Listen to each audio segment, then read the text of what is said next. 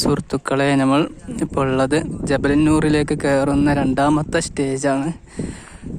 ആദ്യത്തെ സ്റ്റേജ് നമ്മൾ കയറി. അൽഹംദുലില്ലാഹ് വലിയ ത്യാഗം സഹിച്ചിട്ടാണ് കയറിയത്. ഇനിയും അതുപോലെയുള്ള കുത്തനെയുള്ള കയറ്റമാണ്. അപ്പോൾ നബിയൊക്കെ എങ്ങനെയാണ് ഇതിൽ കയറിയത് എന്ന് നമുക്ക് ചിന്തിക്കാൻ പോലും കഴിയുന്നില്ല. നമുക്കവിടെ കാണാം കഅബയുടെ ക്ലോക്ക് ടവർ കാണാൻ സാധിക്കും.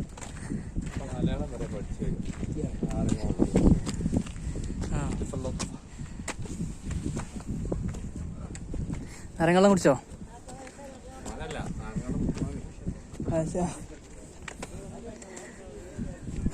അവര് അതിന്റെ ട്രാൻസ്ലേഷൻ ഒക്കെ നോക്കിയിട്ടുണ്ടോ? ഓരോ ഭാഷക്കാര് അധികം കേരളക്കാരുണ്ടാവില്ലേ? നാരങ്ങ ഇതൊക്കെ രാവിലെ ഇതും കൊണ്ട് ഇങ്ങോട്ട് കയറണ്ടേ.